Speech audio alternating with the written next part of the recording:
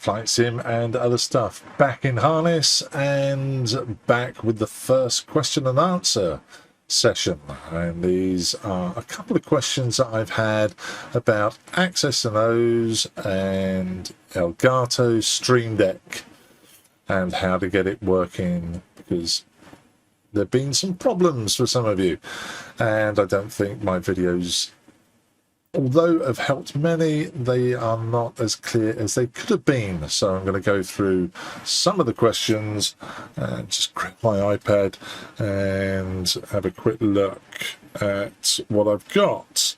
So, yeah, the first question was about how, if I've got two Stream Decks, I can use one Stream Deck to switch profiles on another one.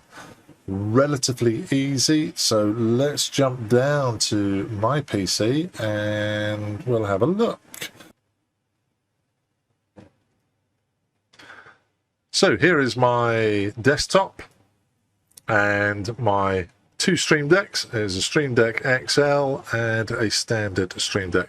What I'm going to show you will work with two XLs or an XL and a basic. It really doesn't matter. And up above here, of course, is the Stream Deck programming tool, which you should already be acquainted with. So here is my main deck, which I use for controlling Flight Sim and launching Flight Sim 2000, etc. If we go into the planes, you can see all the plane profiles I have, and the one I'm flying a lot of at the moment is the Phoenix, because I just love the Phoenix.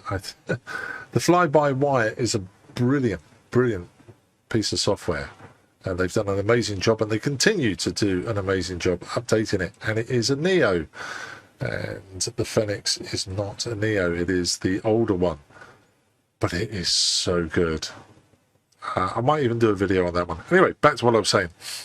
So if I load the Phoenix profile, which I got from flightsim.to, when I press that, watch what happens to the Stream Deck on the right hand side. So I press the Phoenix there, and I've got the Phoenix controls on that one, and I've also got the small version of the Phoenix controls on that one, which allows me to go into, for example, the cameras. So I can have all the cameras loaded on this Stream Deck and this Stream Deck used for the other one. Or I could have the eCam on the right hand side and everything else on here. So how did I do it? Oh, of course, when I press the Flight Sim to go back to the base, the right hand side goes back to the base. This is done with a multi-action, so let me show you. You go to planes, you click on Phoenix on the controller, on the control software. You can see it is a multi-action and there are two actions. So let's build it from scratch. There's one I did earlier, I'll just get rid of it. So I will drag across the multi-action, put it there for now. Two actions inside there. Switch profile. Two switch profiles. The first switch profile is going to switch the current device to the Phoenix. And there it is. The second switch profile is not going to do it on the current device, it's going to do it on the Stream Deck. So remember, it'll see the Stream Deck XL as XL and the standard Stream Deck as a Stream Deck, and we'll move that to the Phoenix 15 key, and that's it. Couldn't be easier, really, could it? When I press that button now, watch what happens. Left hand one goes to the Phoenix and the right hand side goes to the Phoenix, and that's how you program buttons on one to make changes on two. But one of the other questions I had on the channel was using folders instead of switching profiles. So some of the profiles you'll see on Access NOs, when you click on one of these buttons, for example, the EFIS button on this one, takes you to another profile, except it doesn't take you to another profile on this particular setup. It's all in one. So this is actually a folder. And if I was to click on it, you'll see there are 21 items inside that folder. And when I go there, there are the 21 items. So it's embedded in the folder. And all I have to do to go back on the StreamDeck itself, if I click the up arrow, we're back. And this one here is a folder with 30 items in. Go up. So if you want to make a folder, you just drag a folder across and then you go into it. So if I go back to the default profile, for example, and create a folder, when I open the folder, there you go. And everything I put in there now, switch profile, multi-action, go back up, timer. All of those are in that subfolder there. And you can actually put folders inside folders if you want to go crazy. So I can put another folder inside there and go into that one. Put folders inside folders. So we've got nested folders now. And I love that. I really do. But for some people, they prefer to put everything in a different profile. So how do I move? Let's go back to that Phoenix. How do I move these ones from here into a standard profile? Well, you do have cut and paste, so I can right-click, copy, go up one, go up, whoa, go up one, create a new profile. I can just stick it on this one, paste. So I can copy these buttons like that. It's a bit long-winded. So there is an amazing new tool I found, courtesy of Access and O's. So let's bring this over. It is the Lorby StreamDeck Editor. You cannot make profiles from scratch. Well, that's not strictly true. You can't create the buttons, but you can create the profiles, and it is drag and drop. This is a fantastic product. Download this file, install it, and then we'll run it, and I'll show it to you in action. Lorby StreamDeck Editor. So first time it runs, it loads some profiles. I'll get rid of that. I can't drag it over at the moment. Oh, there we go. So this is Lorby's StreamDeck Editor. Get that one out of the way for a minute. Now you can see I've got two Stream Decks. I've got the XL and the Standard. Inside the XL, here are all the profiles. Scroll down, find that Phoenix one. There we go, Phoenix, double click on it. And there are all the buttons. And if I go into one of these folders, like the eFist, for example, there are the buttons in the eFist. And I can drag and drop these. This is amazing. I can create a new profile. Just click New Profile. And then I can drag that button to there, that button to there, that button to there, and save it. And then I'll have a new profile with those buttons in. I'm not going to do that because I quite like it as it is. This is really useful if I want to make a 15-key version out of the XL. All I have to do is create a new one, hit the star button at the bottom. I only use the 5x3, so 1, 2, 3, 4, 5, those section there. So I can drag these buttons down and convert a 20 key into a 15 key. Really like that. So have a play with the Stream Profile Editor.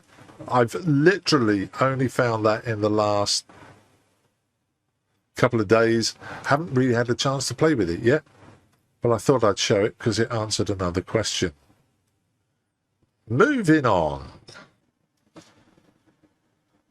Okay, some of the other questions about actually getting it working. For this, I'm going to have to go down to my Flight Sim PC.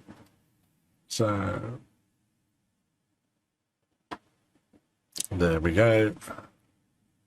Okay, so here we are on the Flight Sim PC, and StreamDeck is running, and I'm going to need Lorbe's Access and O's as well. Now, you can download a trial version of this before you fork out some money and buy it. So you will go to Access and O's, and I will put a link to this page if you haven't already found it in the show notes below. And in downloads, there is the MSFS 2020 trial versions. Please try this first before you buy it. And you will also need to download the Access and O's Elgato StreamDeck plugin. So you download that as well. And once you've downloaded that file, there's the plugin. Just double click the plugin and it will automatically install itself into your StreamDeck, and you'll know it's being installed because you will see the Lorbe's SI Access and O's in there. Okay, so that's the first bit, and you also download Access and O's itself. And you need to run them. So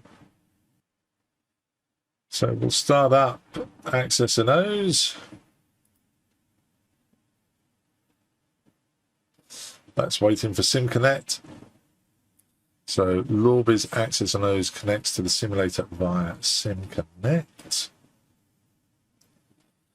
And we need to launch the simulator. Now, I highly recommend MFS Add-ons Linker. I always start my simulator with this program. I think it's absolutely brilliant.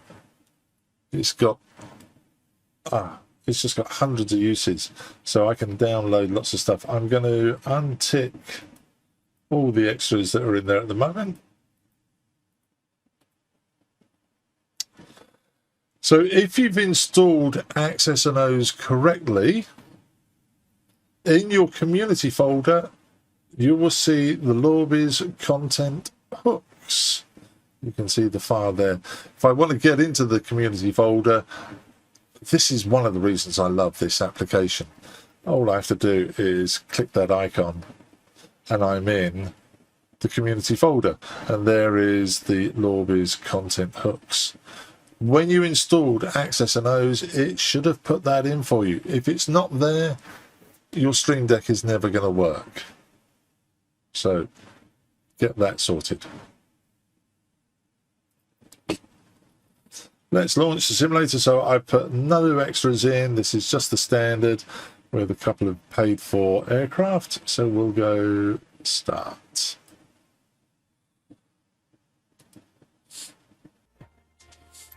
Okay, the simulator's launched. I'm just going to put it in windowed mode so we can see Lorbe's Access and O's as well.